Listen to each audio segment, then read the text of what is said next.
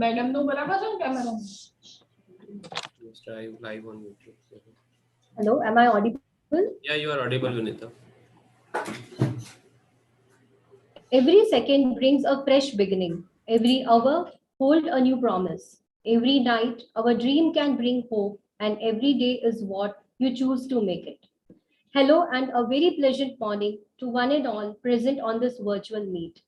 I, Vinita Nair, on behalf of Faculty of Computer Technology and Faculty of Computer Applications and IT, extend my warm welcome on the second day of CyberShadez 2022 with the theme of Blue Eyes Technology, supported by Spaso Technologies and BizAppDev. Blue Eye technology aims at engineering of machines with human-like sensory abilities. CyberShadez is a flagship technical event jointly organized by FCT and FCAIT, GLS University. The objective of the event is to provide a platform to young minds to showcase their technical talent and for being updated about contemporary technologies. So far, we have organized CyberShadez with the theme of upcoming technologies, namely 5G technologies, RPA, Industry 4.0, and many more. CyberShadez 2022 is hosted as international webinar and tech fest with more than 500 countrywide participants. Let me take the opportunity to introduce and invite our international speaker of today's webinar, who will be sharing his views on the topic aggregation of data in blue eyes. Mr. Utpal Dolakia, working as a tech lead at one of the top groups in US, Everestry Incorporation. He is a Microsoft certified technologist with more than 15 years of experience in managing leading industry best IT solutions in diverse domains like finance, research, insurance, logistics, human resource, etc. He contributes in guiding organization through change and establishing best application practice and infrastructure platform for future growth. He worked as head of computer science department, NBPS College, Vallabh Vidyanagar. He is affiliated to Toastmaster District 83. He has also served as a president of India US Society of Delaware. Apart from being proficient in his domain, he is a travel enthusiast. So I invite you on the behalf of our organizing department and a very warm welcome to CyberShadez 2022. And thank you so much for joining us apart from the time zones of both the countries. Thank you for joining us at this time zone. And I request you to please carry on the talk forward. Welcome you, sir.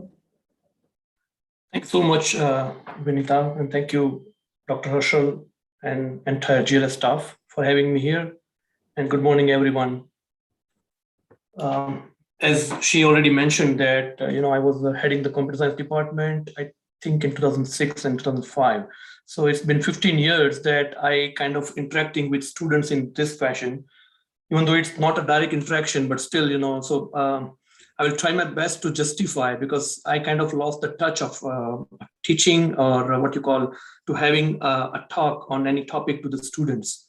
But let's see how it goes. I'll try my best. Thank you for having me here.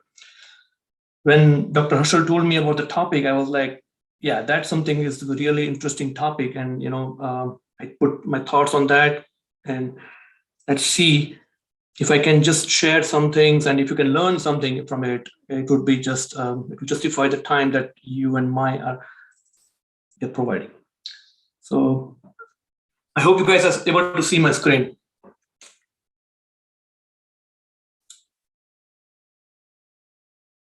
Yes, is able to see my screen? Yes, sir, it is visible. All right. So the topic for today is data aggregation in blue eyes technology. Okay, so I'm trying to divide this topic into like the introduction, and then I will just share what is blue eye technology. Yes. What are the components? Yes. What are the components of blue eye technologies? The application and future. Yes, they are able to see. Yes, sir, it is visible. I think there is a delay. I think there's a delay. So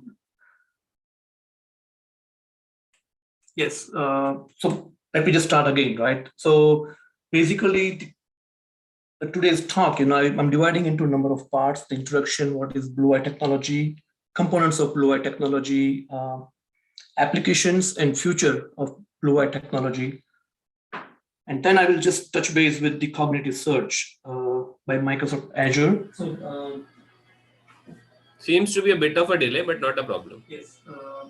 Okay. All right. I'll continue with the same, flow.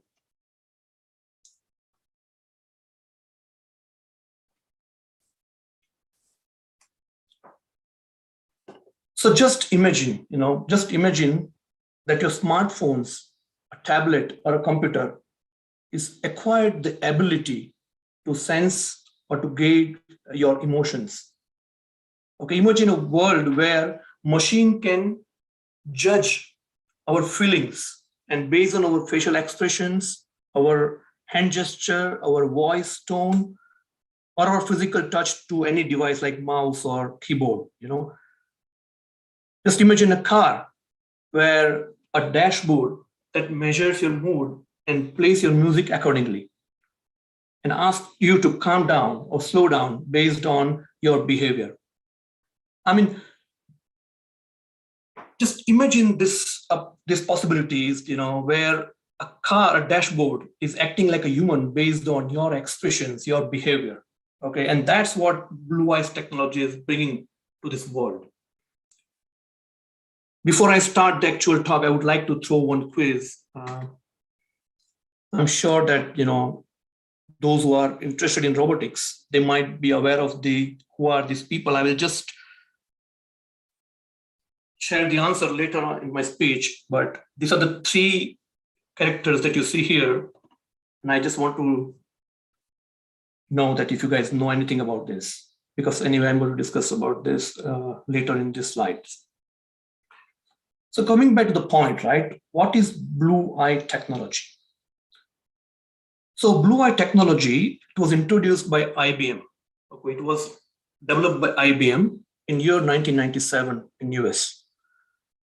And basic idea of the Blue Eye technology was to give a machine, a computer, a perceptual and sensory ability that we have, So, we are the best creature in the world, the human are the best creature in the universe, right? Why? Because we have a brain, and on top of that, we have so many abilities, which only human has. So for example, when we talk to our friends or our colleagues or our partners, right, we know based on their behavior, based on their expressions, based on their gesture, body language, we know exactly what is going through their mind and what kind of mood they are in. Okay. So IBM is trying to design a robot which exactly does the same, okay, which understands, which interprets our body language, which understands our expressions, and based on that, it reacts. So that's the idea behind the Blue Eyes technology. And the name is derived from blue is from Bluetooth. Okay, so I remember, in the olden days, Bluetooth was a big thing, which gives you the wireless communication. I think Bluetooth was invented, I think, in '94, and then it was commercially available. The small thing that we used to wear in early days. It was around 1999 when the Bluetooth was commercially available, right? But the IBM, they used the technology, the Bluetooth technology, to enable the reliable wireless communication that helps creating the personal area network and linking various Blue Eyes components. I will talk more about the Blue Eyes components in later slides. But basically, the idea is to use Bluetooth for the wireless communication, and the word "I" is basically to obtain as much information as it can collect. Not only I. I'll come to that point that there are so many gadgets that gets the data from various parts of our body. but the name Blue Eye is derived from that. And that means a technology that makes machine understand and sense human feelings and behavior and enables computer to react. That's what is Blue Eye's technology is. Now let's see what it can do. Okay, so it recognizes your emotional level by simple touch of mouse and can interact with us as an intimate partner. So basically just click on your mouse or just by staring at the screen, okay, it can understand that what you are going through and kind of interact with us as any human being would do. Okay, it uses a non-obstructive sensing method employing modern video cameras and microphones to identify users' action through the use of imparted sensory ability. The machine can understand what a user wants, where he is looking at, and even realizes his physical or emotional states. So basically, with it continuously reading us, like the machine is continuously looking at us, continuously reading various behavior that a human being does. Maybe eye movement, maybe the facial recognition, maybe the voice recognition, maybe the hand movement. But it basically just look at you and identify what you are going through, and it just calculates your perceptual and sensory behavior. Okay, I just tried to put some pictures here, and this guy, has done an amazing job by making various faces. So each face tells something.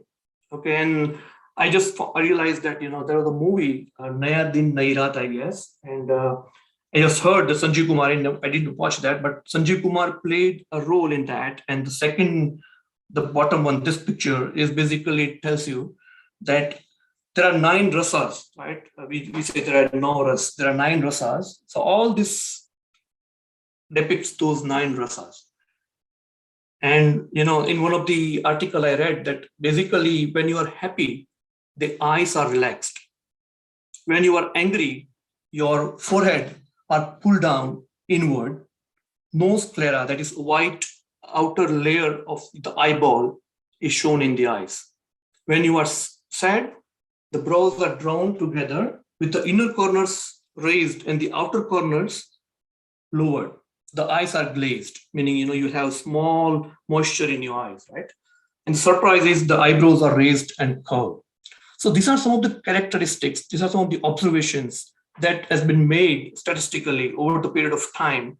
And the picture here, it tells that how the very advanced camera reads your facial expressions, and based on that, it collects the data and interprets and decides what kind of a mood you are passing through. That is the idea of Blue Eye's technology. The next slide, I'll go over to some of the components of Blue Eye technologies. I'm sure that there are, you have a couple of more. I heard that you have a couple of more sessions on Blue Eye technologies. So I'm not going in very detail of Blue Eye's technology itself, but I'm trying to cover a portion of the technology, and then we will switch back to the search engine. How the search engine can help us in evolving this Blue Eye's technology. So the components of Blue Eye technology. Okay, so if you just Google it, you will find this particular image almost every article. So this is the heart of Blue Eye's technology. Okay, it has mainly 2 units. The hardware side of it, it has mainly 2 units. One is data acquisition unit, and second one is central system unit. So idea of data acquisition unit, the objective is to just acquire data with various components that it has. It could be LCD screens, it could be LED indicators, it could be beepers. Okay, so there are various hardware components that helps to collect the data, and it just passes through the help of Bluetooth. So it just communicates with the central system unit, which basically analyze and process the data which is collected by the DAU, that is the data acquisition unit. And the software is continuously monitors and performs a real-time analysis of the incoming data and triggers several operations based on the captured data.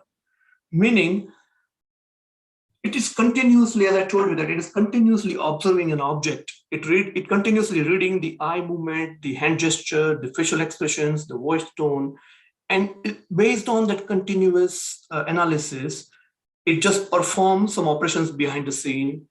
And basically the connection manager, it actually manages the entire wireless communication by means of Bluetooth between the DAU and CSU.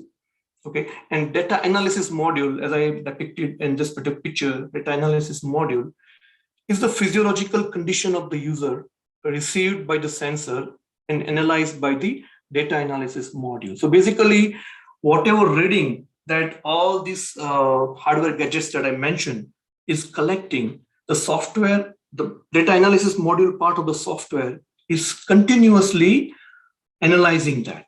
And you can see, in the red here, there's a database, it's the symbol of database, right? So continuously data is being retrieved and passed. Okay, so it is two-way communication happening. Okay, so continuously the analysis is happening, and the visualization mode is basically, it acts as a UI for the supervisors and helps them to watch the physiological condition of the user with a preview of the audio and video streams. So for example, in hospitals, we have, say some patients are lying on the bed and a nurse is looking over them, right?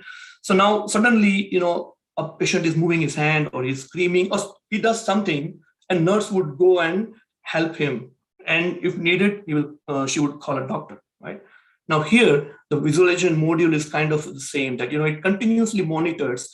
And if it finds out that, something is not right, it will trigger a signal, which eventually that supervisor would know that what is going on by means of audio and video streams.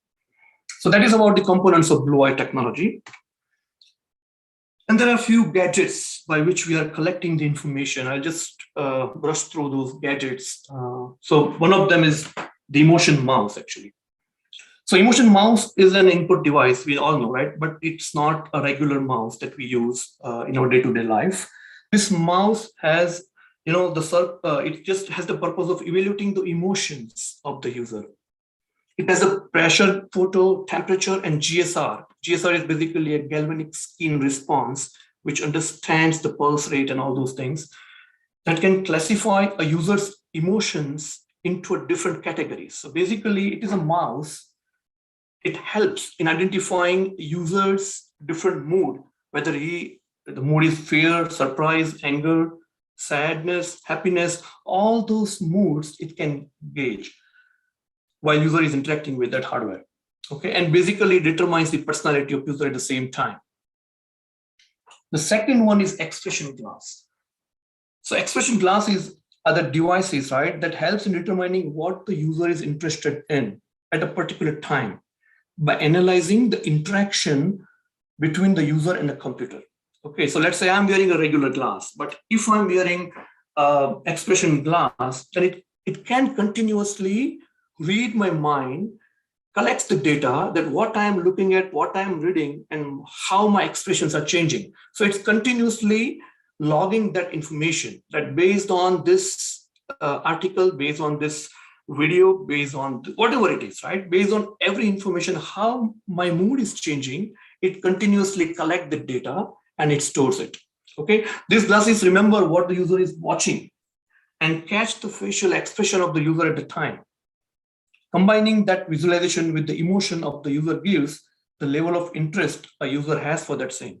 So I'll come to the application part of the Blue Eye technology, right? But basically what it does is, it all collects the information. Information is the most important part, at this point. That the more information you have, the more useful it will be for you to grow. So it collects each and every piece of information from you and identifies that what exactly is your interest.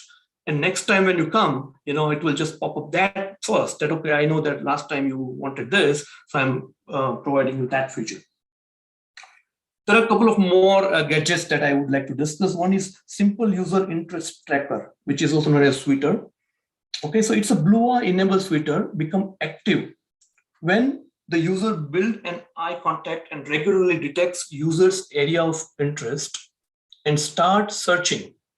Okay, so basically, just similar to how the class that we discussed, this one is basically continuously tracking your eye movement. Okay, where you are, where exactly which pixel your focus is within the screen that you are looking at. Okay, and what it does, it understands that yes, this is something that you are interested in, and if it has more information about that, it would pop up in a separate browser. Okay, that will or pop up as an advertisement that yes, this is something that you are interested in, we have more information about that, go through these links, and that's how they can advertise, right? And one more is the AI speech recognition. We all are aware of that, how that speech recognition works, like Alexa and Google. It just uses the microphone and talk get filtered and saved in random access memory. Actually, the input words are scanned and matched against the internally stored words. Pattern matching is designed to look for the best fit because of variations in loudness, pitch, frequency difference, time gap, and basically the identification causes some action to be taken. So what it says is basically that the speech recognition artificial intelligence technique, it understands based on how you talk, okay, based on the pitch, the loudness, the time gap you give between two words. Okay, based on that, it identifies that what is the area of your interest. Okay? So these are some of the gadgets by which we collect the information, okay, for the Blue Eyes technologies. Now I'll come back to the applications and future of Blue Eyes technology. So, the possibilities of Blue Eye technologies evolving is endless. We cannot just predict that how far it can go.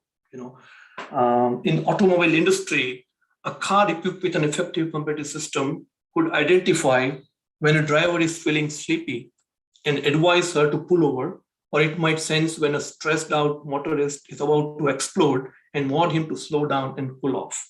So I remember one of the, I was just reading the articles, and one of the initial Blue Eye technology application was Toyota was actually, working on one of the project. They call it a pod.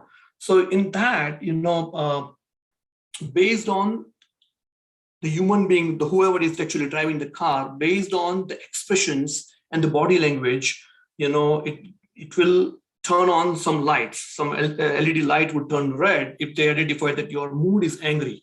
Okay, or if you are happy, it will just make, I think, the yellowish light, and that I think it's still not on the market on the road, but that already is technology that they're working on. Okay, so that could be one of the possible applications. The user's emotions can be beneficial in marketing intelligence for bank and retailers. This is just not for these two sectors. As I told you that, your eye, your expressions, your hand movement, everything is continuously being observed. And it understands that where your interest lies. And based on that, it will just keep, you might have noticed that if you look 5 things in Google, next time when you are reading a news article, that thing will pop up, I just jokingly say that Google knows you more than what you know about yourself, because last year, whatever movie that I might have searched in Google, I forgot about it, but Google did not. My pictures 10 years back, how was I 15 years back, it keeps sending me reminder. It says, don't forget me. So Google he knows everything about you. Okay. So that's one of the things that, it keeps popping up, and, that's how they can advertise the different sectors. Then Blue Eyes can be used in education programs. It enables computers to observe students' emotional state and adjust information delivery accordingly. So I will just give an example, right? So my son, right, if he's looking at something, and then I know that what exactly he wants to do now. He is just 4 years old. But basically, I, as a human being, I know that what he wants. Okay, and I need to change his mood, what I have to do. Okay, so this Blue Eye technology is leaning towards that to understand the child psychology, and based on that, the education programs can be written that, okay, it should not become too monotonous so that they can get bored. So All these things is going to help in terms of like, the applications. Of course, the video games, the lie detector test, and military operations are some of the other examples, right? That, we can use blue eye technology where a pilot can just give a command, without doing anything physically, can just give command without moving his hand, and then, it can be handled, the things can be handled. So these are some of the applications and future of blue eyes technologies. I'll come back to a couple of more things later.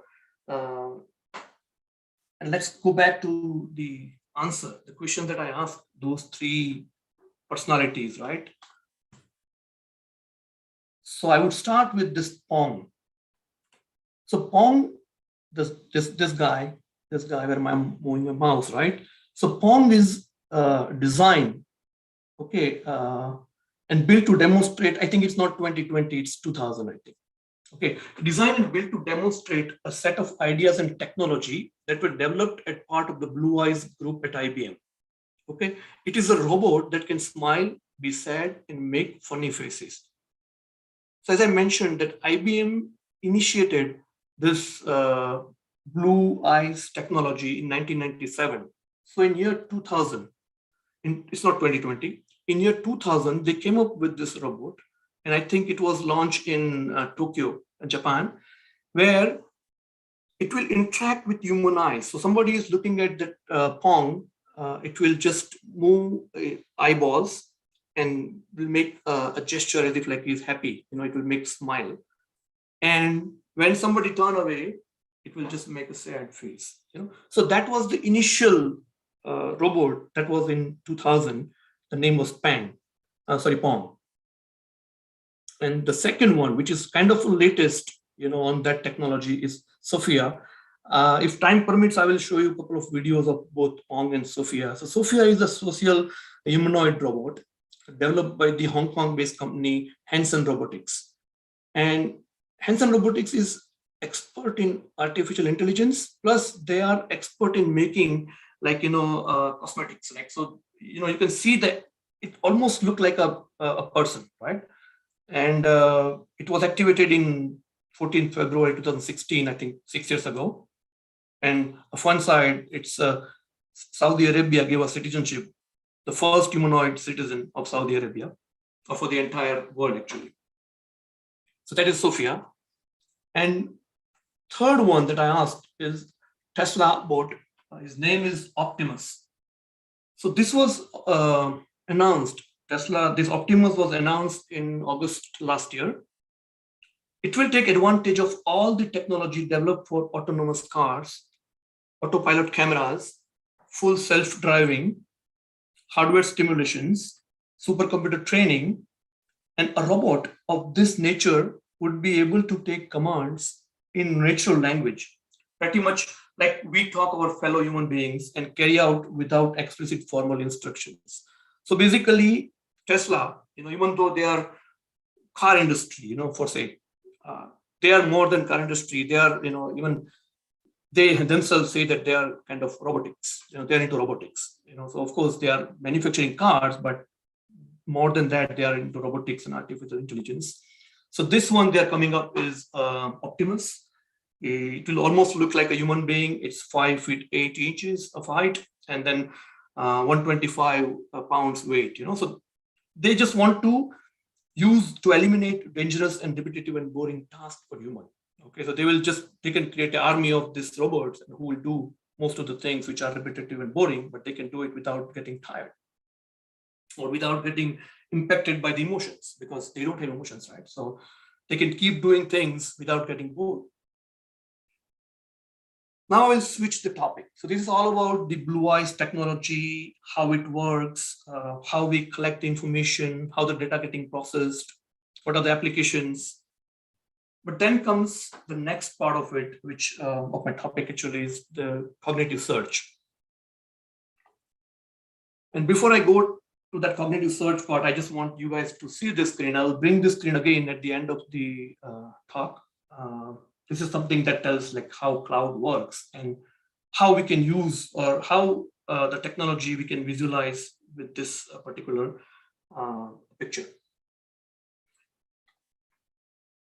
Now, coming back to a very simple thing. So far, we are talking about all blue eyes technologies and applications and all. Now, I would like to talk something which is close to your educational syllabus, I would say. This table, I think whoever has worked in Oracle or SQL Server, I think they must be aware of this. A very simple, anybody who start DBMS or DBMS, they normally would start with the employees department table, try to connect, understands the concept of joins, primary key, foreign key, all that. Okay, that is for learning is good because the principles still remain the same, but the real world, okay, it's not limited to only this much of information, right? I'll tell you, in one of the applications that I'm working, I have like more than 150, 200 tables. This is just a little snapshot of what we have in terms of our database. And the challenge that we had, okay, because, we talk about the normalization, denormalization of data, and we come up with a database design, which has to be very good. All those things are good on paper, okay? But in real life, when you see the real problems, okay, that's when the real challenges are, okay? I will tell you what exactly we were designing and where we got stuck, right? So this is something that, there's a one screen where a user, in our case, the user would be anybody, right? So user would go and enter all the search criteria. These are some of the search criteria that user would like to add. And it's not only this, there are many other things that they have to enter. Okay. And after entering that, the expectation is to get a result something like this. Okay. So basically what happens behind the scene is that a stored procedure will be called, a stored procedure will get the results from multiple tables, it connects with the different joins, okay, and it comes back with the result like this. That's the ideal condition. Okay, so as long as user enters data, get the results, they're happy. If they see the screen, they're happy. But many times, instead of that, they see this thing. The connection has timed out. Okay, so when a query takes longer for processing, right? That's when you see on the UI that, okay, the connection has timed out. Okay, there are multiple factors behind that, but one of the factor is how optimized you have designed your database and how optimized you have designed your queries. Okay, and this is a very common problem. If you guys are still undergrad, postgrad student, but if you go in real time, whenever you're working with the real applications, or even if you go for the interview, right? The first question they would ask is that, okay, how you optimize the performance? Okay, how you optimize the performance? I mean, you can just have some bookish answer that, you can create index and all those things. But, to go through that experience and, find out the solution is something that is needed, So most of the time, many companies are facing these issues. And that's why, something called as search engines, it came into existence. Okay, how to make the search faster. Before I jump to that, I just would like to give a pause and show you that how the facial expressions data has been collected, how it is getting stored. Okay, so in this emotion sensor, I was reading at one of the articles, and what they are doing is they have some algorithms, and based on which they are putting, so you see there are 1104 unique values. So these are the words that they have, and based on that word, they have put some statistical values that, okay, disgust, surprise, neutral, anger, sad, happy. How is the number for that? And that's how the data getting stored. Okay. The other one I'm showing here is the facial, when a camera is detecting your face, you see all these blue marks in this picture, right? So it calculates that, okay, the distance between the nostrils, distance between your lips, okay, distance between your eye corners. And there are so many, I think 128 minimum. There's so many combinations that it calculates X and Y and it stores. And based on that, it detects, it predicts that what kind of a behavior a human is going through. Okay, and the last one, like this one, the JSON one, is basically how raw data is been stored, whether it is in any RDBMS or anywhere, but this is the way we can store the data, image data. Okay. And this is simple JSON database. I'm not sure if everyone is aware of that, but this is the format of JSON. Okay. Unfortunately, this is not interactive, so I cannot take a pause and ask for any questions. So I'm just moving on. Let me know, Harshal, if the speed is okay. If you have any, because there is no reaction that I can see, right? So I'm just moving on.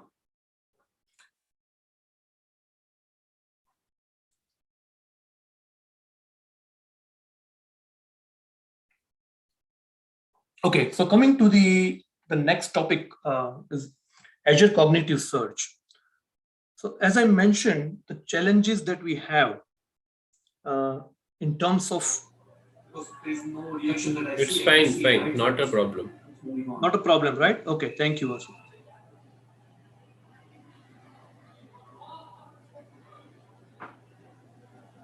So the problem comes when we have like millions of data, right? For a small database, okay, it's not a problem. But when the data grows, that's when the real challenges comes. And to resolve those challenges, the solution to that challenge is different search engines. Okay, and Azure Cognitive Search is being one of them. So what I will do is I will just give you one example of how the Azure Cognitive Search works, and then we'll add how it can be utilized in our Blue Eyes technologies. Okay, this is little complex, maybe for the students who are kind of undergrad, or maybe who are not very not very much into the RDBMSs and all. This will be a little tricky, but still, at least if you can learn something from it, it will help you, because this is hot in market. If you're going out in market, and if you know this cognitive search or any other search that I mentioned, right? If you know any of these things in little detail, is going to help you. So how the search engine works is basically, you can see, let me see if I can. So here is I'm moving my mouse. I hope that you guys can see that. So your content, right? Any content, basically database that you have, anything that you have, you can create full indexing. Okay, I will exactly explain you what index is, but just imagine that you have, let's say, a database consists of say 10 tables or 5 tables for that matter. Okay, you want to create index based on that. Okay, so first thing is that you have to import. Azure gives you an opportunity to just import the data in whatever format it is. As I mentioned here, the data can be directly uploaded or can be imported from SQL database, Cosmos DB, etc. So your input, your data source could be anything. It can be Oracle, it can be SQL database, it can be Cosmos DB, it can be XML file, it could be anything.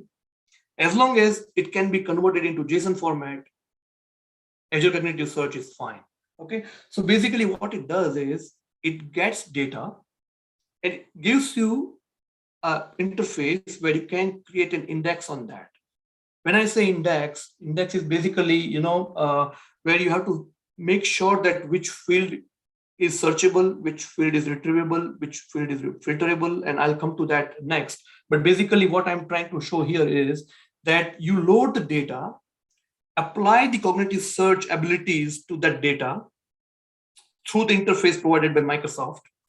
And then from the application, you can just fire a query and it will produce a result way faster than how conventionally we interact with the database. I can once I switch to Google Chrome, right, I will tell you, in Google, when you start typing A, B, C, something, right, it has the ability to give you suggestions right away. As you're typing, it is giving, means it understands that, okay, when you are typing, say, COLL, so it can give you college, so it has all this database. As you are typing, it is reading and it is analyzing against the data that it has, right, and start providing you the suggestions. Okay, so that kind of a facility, this kind of a functionality can easily be provided by search engine. Okay, so here indexing engine indexes and other structures and query engine, which allows you to get the data into Azure Search and allows applications to use it in a way faster way. So some of the, I mean, it's not the Microsoft Azure is not the only search engine. There are so many others, like Google Search is one of them. Elasticsearch is the other one. Solar is the one that I work personally on that. Solar I work extensively. And the second, I mean, currently I'm using the Azure Community Search and the Splunk. So there are many search engines that we can use. The principle behind most of the search engines are still the same, okay? And they are using the Apache Lucene parsing methodology.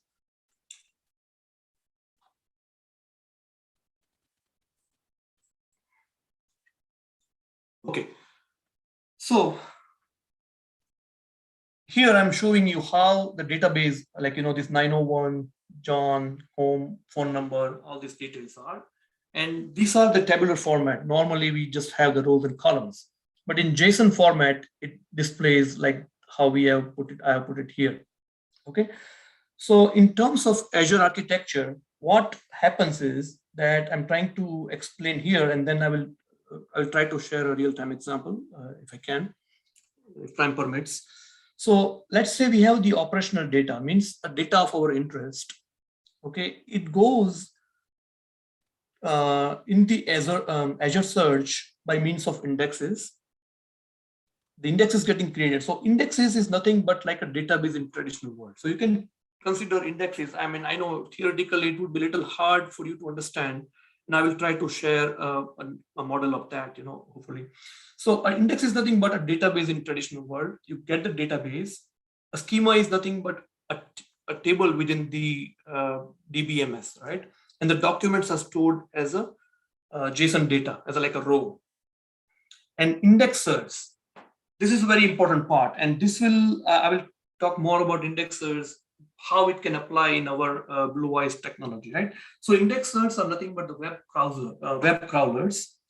It is a mechanism that continuously updating the data, right? So let's say we have updated the data, we have imported the data from the database, but that is at the particular moment. But then after that, whenever the search is happening, maybe a second later, maybe a minute later, maybe an hour later, continuously data needs to get refreshed.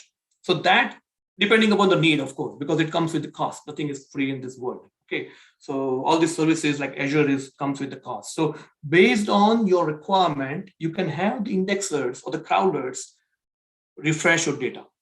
Could be nightly, could be hourly, anything, depending upon the need. But the basic idea behind this is that you get the data from the RDBMSs or from any database. You create a proper index on that. That way it helps. Basically, it's a key and value. And set those indexes on those fields where the search becomes faster. Okay, that's the objective, that we want to produce the result as fast as we can. I always say that you are of no use if you come in the second page of Google search, right? So when you search something in Google, it gives you, like, on a first page, 90% of the time, or maybe 99% of the time, we don't go to the next page unless we don't find anything on all those links. Mostly we stay on the first page, right? How it can possible? Because you need to get the data as soon as possible. So we should need to have the refreshed data at every second, every moment. So the more data you have, the more accurate data you have, the result would come that better, right? So that's the web crawler. So these are some of the things that you guys need to remember. It will help you if you go deep into search engines, right? Indexes, schemas, documents, and indexers. These terminologies are not going to change, whether you use Microsoft Azure or you use Google Search or you use Solar or any other thing. These things are kind of stagnant. Again, let's see if I can. So basically what I'm trying to depict here is that on the Microsoft Azure, what I've highlighted here is you can import the data. It's very simple. The best thing about Microsoft Azure is that if you have the database, which is already available, you can just easily, on the click of button, you can import the data. And in the second screen here, here are samples, right? So basically, there are two samples. I did not use the third one. There's already existing database comes with Azure. So I use that samples, and based on that, I want to, so let's say I want to create my indexing, right? There is a third step here, that add cognitive skills, which is optional. And I will tell you about that in a couple of slides later. Okay. So basically, what I'm trying to do is that I want to create a search on this particular data source sample. And, there are two samples, like one is real estate sample and one is a hotel sample. I will choose one of them. So I have, okay. And then the indexes that I want to create. So that is kind of the heart of the entire mechanism, that, okay, because based on the index, you can search or you can fire up queries and you can get the results back. Okay, so most of the analysis should happen on this part of the cognitive search. Okay, so let's say here you see these available fields. So you have to, based on the data that you have, you need to identify that what all data that you want to get from your query. Okay, say there are, maybe the database has, or the row has, like, say 500 columns, 500 values. You might not be interested in 500 values. We might be interested only in 30 values, right? So that we have to easily, we can just say, yes, I'm interested on these particular values. Then we have the searchable. So what are these? What are the fields that I want to make search on? So the index will only be created on those fields.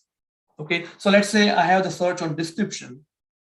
If I say that I need description like apartment, okay, I'm talking about the real estate one, right? Apartment or flat, right?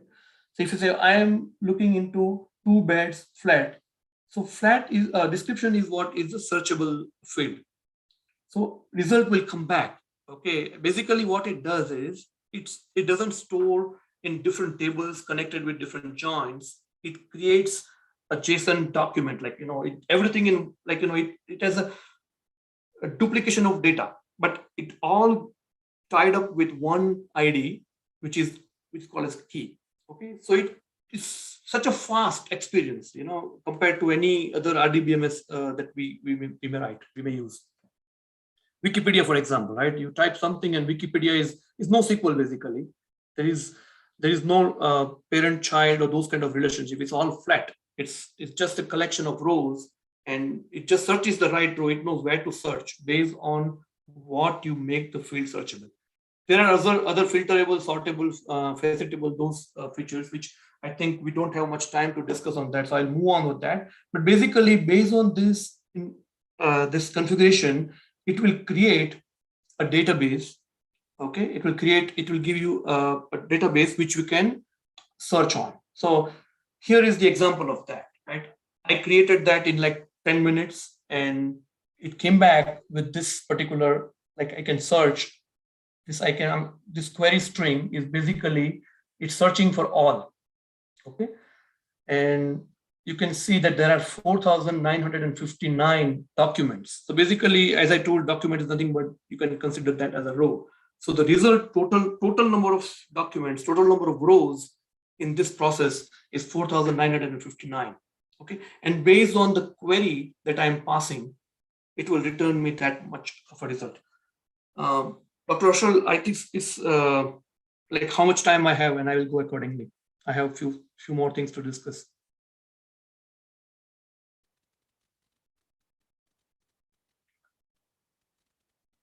Another how many minutes? How many minutes more?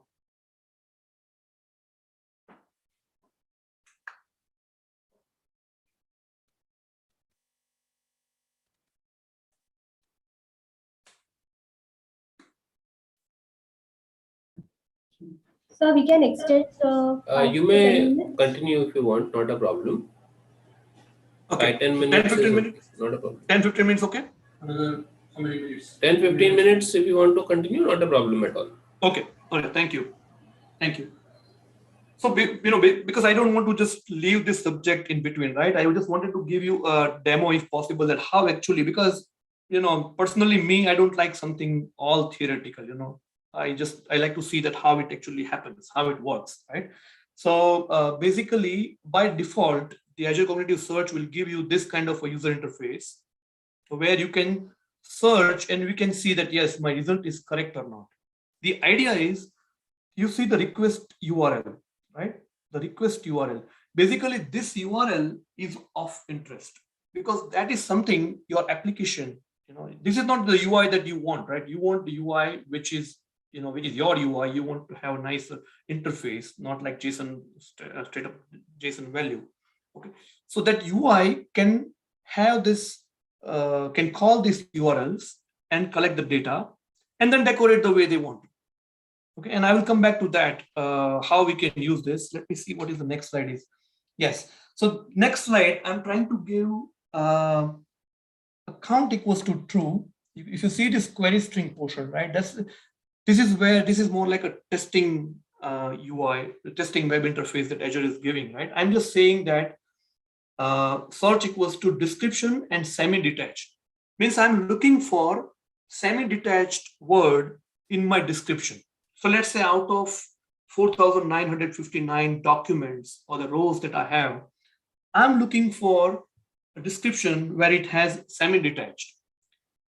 And because I have set the count equals to true, what it does is it gives me count first. So if you see here, our data count is 492, meaning I found 492 rows or 492 documents that has description in which I have that word semi-detached. And you can see here on line number 10, semi-detached is there. And it is blazing fast. Okay, if I fire a query against the typical RDBMS, it would take quite a lot of time. But here it would just give us in like a fraction of a second. Okay, so before I move on to the next slide, right? Let me just, before I move to next slide, I would like to stop sharing this one. And I would like to go to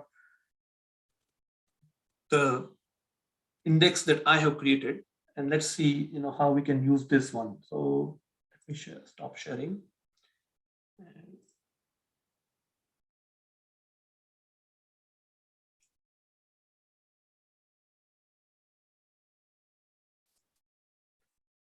Just a minute, okay.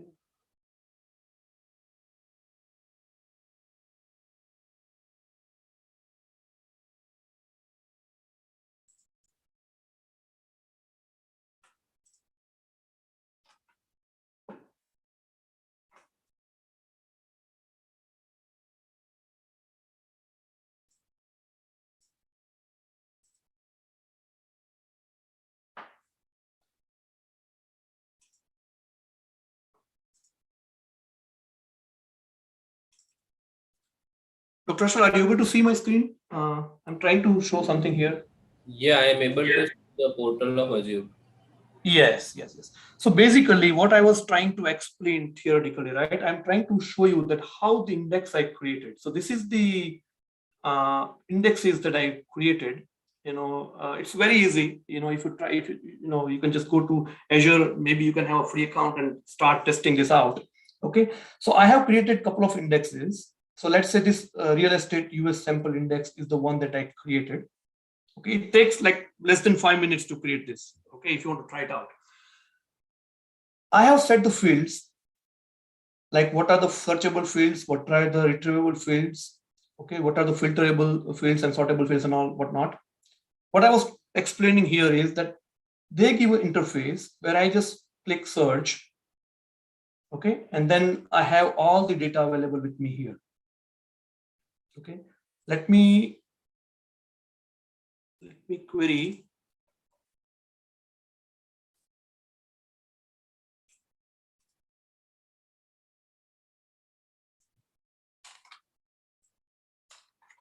So I'm querying here that I want to have a count true, meaning I want to see how many rows are coming. And I'm saying the description should be semi-detached. The word semi-detached should be, description should have, and I'm searching that. And you see the result is coming back, and I think the count should be there. Yeah, so 492. So I have 492 records where I have this. You just change it to apartment.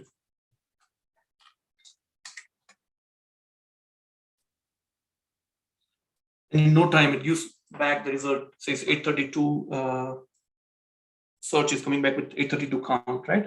So idea is that this particular, what I'm selecting now, is the URL that can give you basically it's API that you can use in your application, and based on that, you can just design your UI, and it will definitely a far better experience than any typical RDBMS. I will again switch back to the PowerPoint slide, and then I'll come back here for one last thing. Let me see if I can.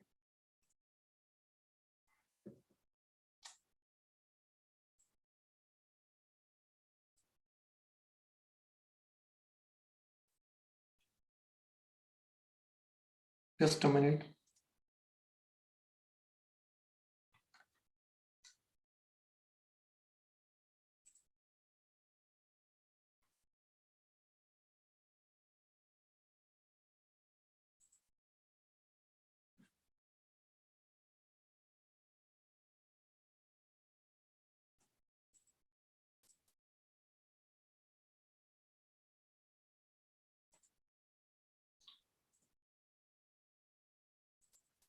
All right. So going back to the slides, right? So what I showed you before is basically how we can create a search engine, how we can use search engine based on a typical classic RDBMS scenario. Now I want to talk about how we can add cognitive skills to that, because the idea is that I want to tell that how we can relate this to our Blue Eyes technology, right? So Microsoft gives you so many functionalities that gives you that additional artificial intelligence or machine learning based on your, for the searching mechanism, right? So this text, you can see this built-in skills. So it has a key phrase extraction, it has the location entity extraction, it has a text recognition, it has the landmark detection. All this functionality, all the skills that you can add on your search. And I will give you one example of that after this. But basically, the cognitive search is not just simple data search. It goes beyond that. It recognizes the text, it recognizes the facial detection, it does the facial detection, it does so many other things, right? And so I want to, before I conclude in a couple of slides, I want to share one of the sites that Microsoft Azure is giving, where they have used these cognitive skills. Okay, so I don't know if anybody, any of you remember, but this particular personality is John F. Kennedy, right? He was ex-president of US, and he was assassinated in 1963. Okay, now US government, I think, recently published their files, right? Basically, they gave it to the, they give it to the public that yes, this is the file, what happened on that day, and what happened to that entire case. And based on that, Microsoft, took that file, it imported the data. Mostly the data will be like, in images and PDF files, and they apply. So the picture that I'm showing you in underneath is they extracted the data, they applied the cognitive skills like OCR and handwriting, because 1963, right? Many of the documents were handwritten. So that applies that artificial intelligence and cognitive skills, right, on OCR and handwriting, and extracted the data, make it searchable. They made it searchable. And there is a website, I'll go to that website soon. And you can see that how smartly or how precisely the cognitive skills are working. Okay, let me switch back to that, and then I'll just have a final couple of words.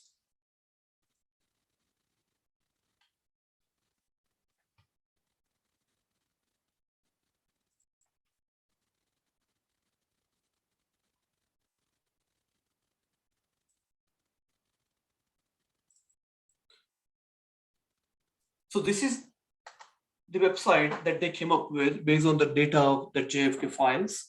Okay, and the assassinator of Kennedy was Oswald. So let me enter Oswald. Okay, this is the name of that. And you see how fast it came back with the result. And not only that, what you can see is that these are all documents, right? But all handwritten documents. But it could identify Oswald word everywhere, you see. And likewise, it identifies the image. So basically, the cognitive skills that Microsoft offers is way beyond the regular data search, right? It gives you the text recognition, face recognition, and so many other functionalities. And why I am discussing all this and how we can use this. Basically, the data processing is happening at a very, very faster rate, right? I'll go back to my slides.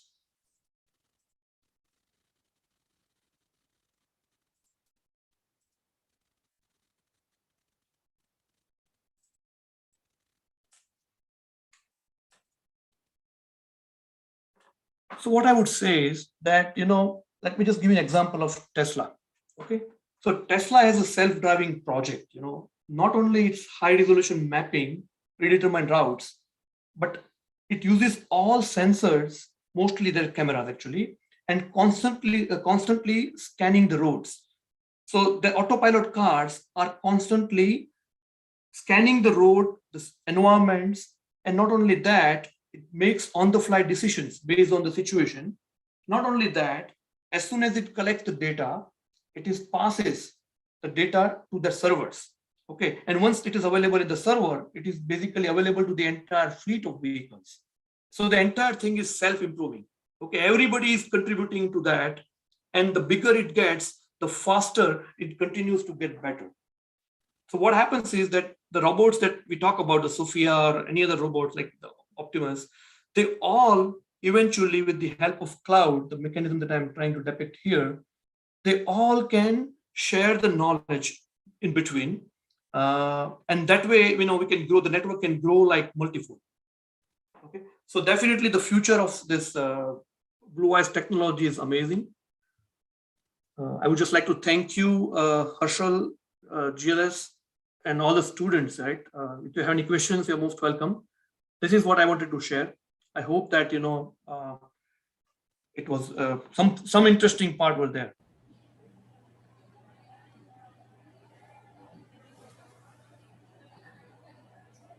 Thank you, sir, for joining us, accepting our invitation and joining us for CyberShadez 2022.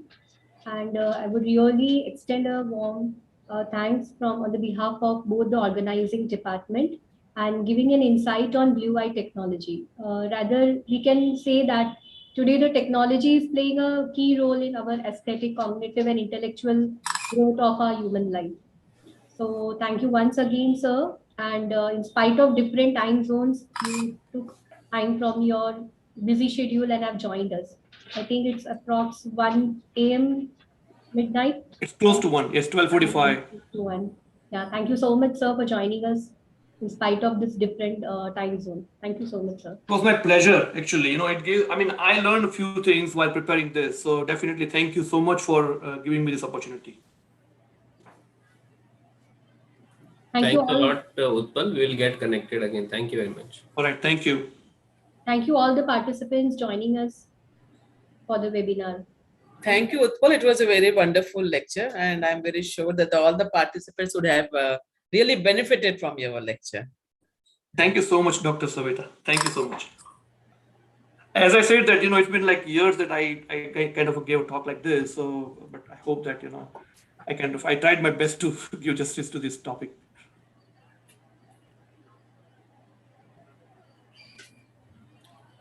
Thank you. I think we'll conclude the session. We'll meet up again. Thanks a lot. Thanks a lot.